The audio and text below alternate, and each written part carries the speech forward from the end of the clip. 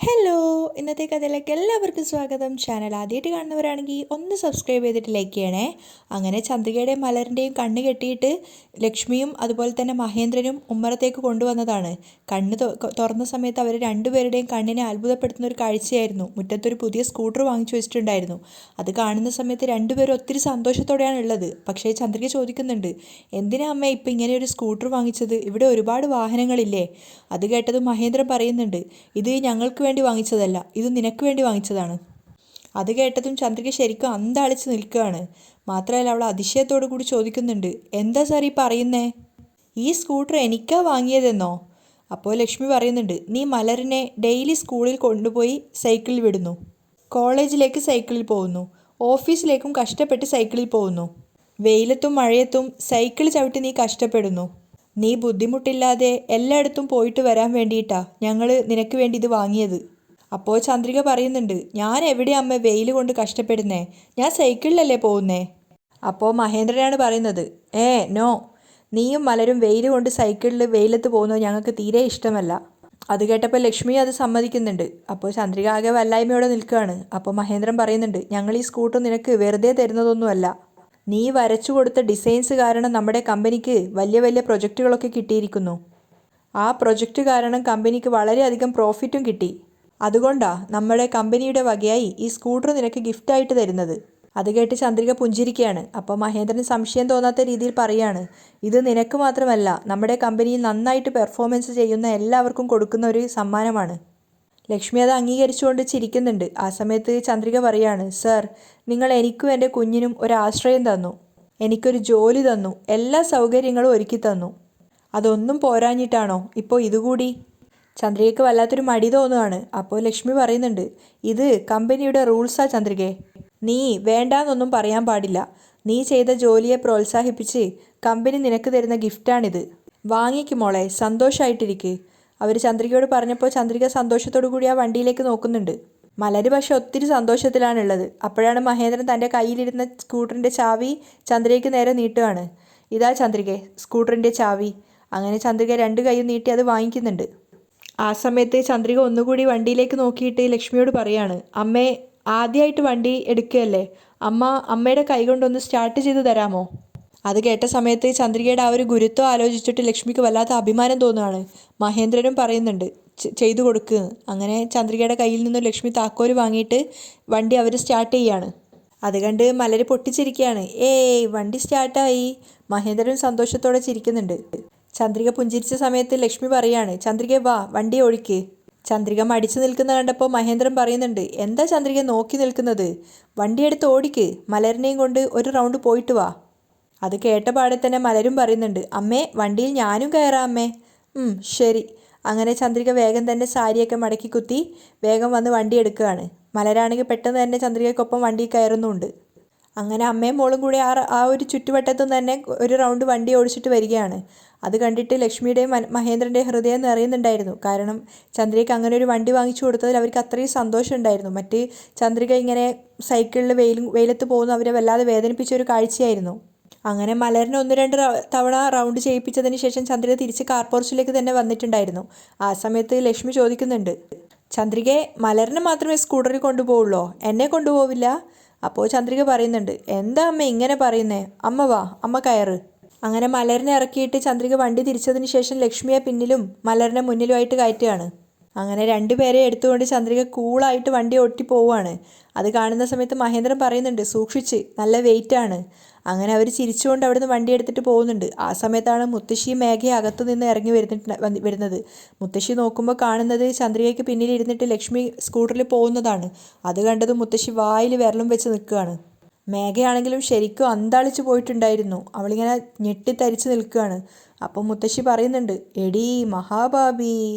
ഇതൊന്നും അറിയാതെ ചന്ദ്രിക ലക്ഷ്മിയെയും മലറിനെയും കൊണ്ട് ഇങ്ങനെ അവിടെ നിന്ന് റൗണ്ട് ചെയ്തുകൊണ്ടേ ഇരിക്കുകയാണ്.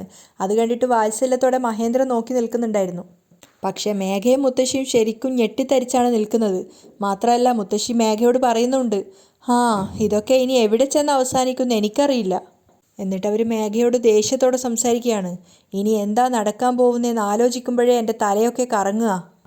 ഇതൊന്നും അറിയാതെ ചന്ദ്രികയും ലക്ഷ്മിയും മലരും കൂടെ സ്കൂട്ടർ ഇങ്ങനെ ഓടിച്ച് സന്തോഷിക്കുകയാണ്.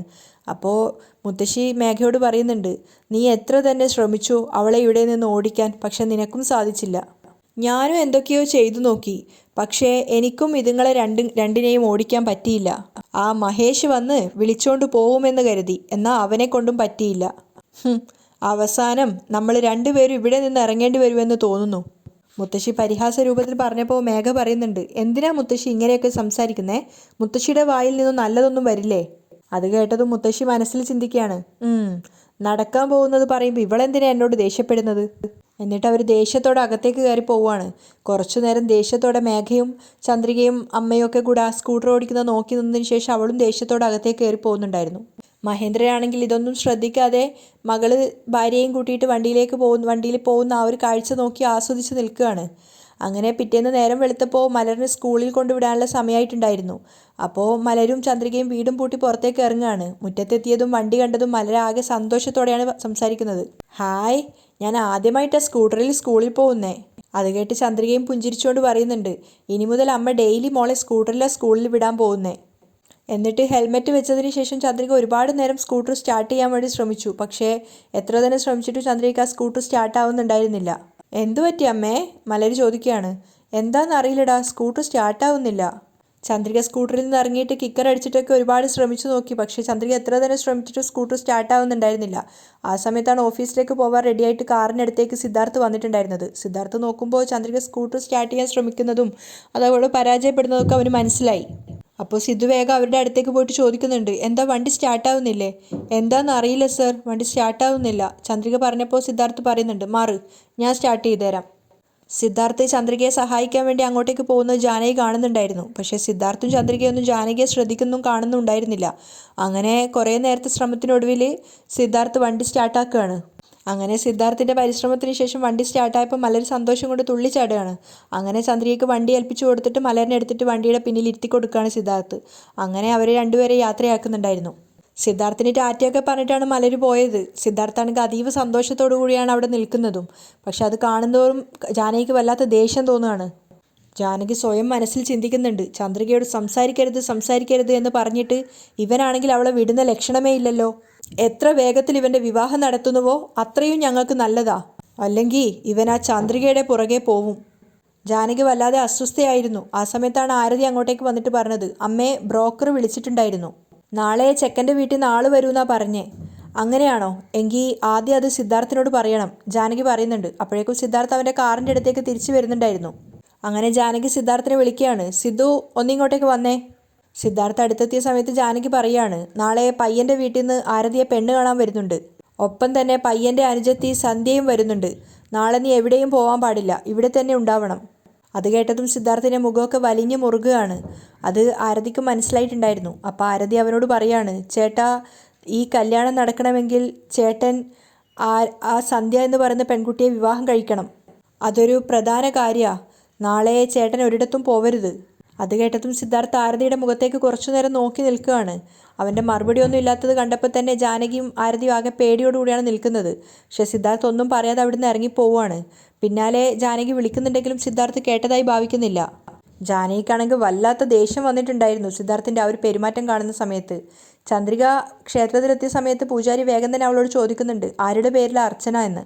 അപ്പോൾ മലറിൻ്റെ പേരും നക്ഷത്രവും പറഞ്ഞു കൊടുക്കുകയാണ്. അതിനുശേഷം ചന്ദ്രിക പ്രാർത്ഥനയോടെ നിൽക്കുകയാണ്. ആ സമയത്ത് അവളുടെ മനസ്സിലേക്ക് വന്നിട്ടുണ്ടായിരുന്നത് അനുവിൻ്റെ വാക്കുകളാണ്. നീ പറഞ്ഞത് സിദ്ധുവിനോട് പറഞ്ഞു, അതിന് അദ്ദേഹത്തിൻ്റെ മറുപടി എന്താണെന്നറിയോ?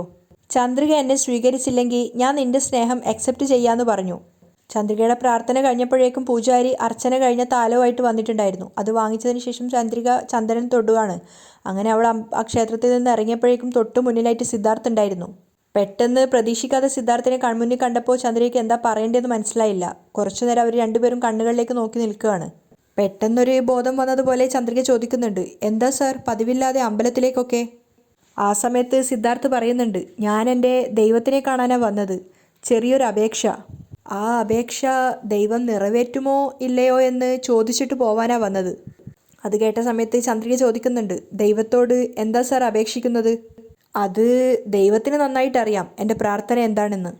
തന്നെയാണ് സിദ്ധാർത്ഥ് ഉദ്ദേശിക്കുന്നത് എന്നുള്ളത് ചന്ദ്രയ്ക്ക് മനസ്സിലായിട്ടുണ്ടായിരുന്നു. മാത്രമല്ല സിദ്ധാർത്ഥ് പറയുന്നുണ്ട്, തീരുമാനം മാത്രം ഒന്ന് പറഞ്ഞിരുന്നെങ്കിൽ അത് കേട്ടിട്ട് ഞാനങ്ങ് പോയേനെ. അപ്പോൾ ചന്ദ്രിക പറയാണ്, ദൈവത്തിൻ്റെ തീരുമാനം സാറിന് നന്നായിട്ട് അറിയാലോ. അത് കേട്ടതും സിദ്ധാർത്ഥ് പൊട്ടിച്ചിരിച്ചിട്ട് പറയുന്നുണ്ട്, ആ തീരുമാനം ഞാൻ സ്വീകരിക്കില്ലെന്ന് ദൈവത്തിന് നന്നായിട്ടറിയാം. ഒന്നും പറയാതെ കുറച്ചുനേരം ചന്ദ്രിക സിദ്ധാർത്ഥിനെ തന്നെ നോക്കി നിൽക്കുകയാണ്. അപ്പോൾ സിദ്ധാർത്ഥ് പറയുന്നുണ്ട്, അപേക്ഷ സ്വീകരിക്കലല്ലേ ദൈവത്തിൻ്റെ കടമ. അപ്പോൾ ചന്ദ്രിക പറയാണ്, നടക്കാത്ത കാര്യം ചോദിച്ചാൽ ഒരു ദൈവവും സാധിച്ചു തരില്ല. അയ്യോ, അതിന് ഞാൻ നടക്കാത്ത കാര്യമൊന്നും ചോദിച്ചിട്ടില്ലല്ലോ, നടക്കേണ്ടത് മാത്രമേ ചോദിച്ചുള്ളൂ, സിദ്ധാർത്ഥ് പറയാണ്. അപ്പോൾ ചന്ദ്രിക സങ്കടത്തോടെ പറയുന്നുണ്ട്, ക്ഷമിക്കണം സർ, എനിക്ക് എന്ത് മറുപടി പറയണമെന്ന് അറിയില്ല. ഞാൻ വല്ലാത്ത സംശയത്തിലാണ്. ചന്ദ്രിക തലതാഴ്ത്തി നിൽക്കുകയാണ്.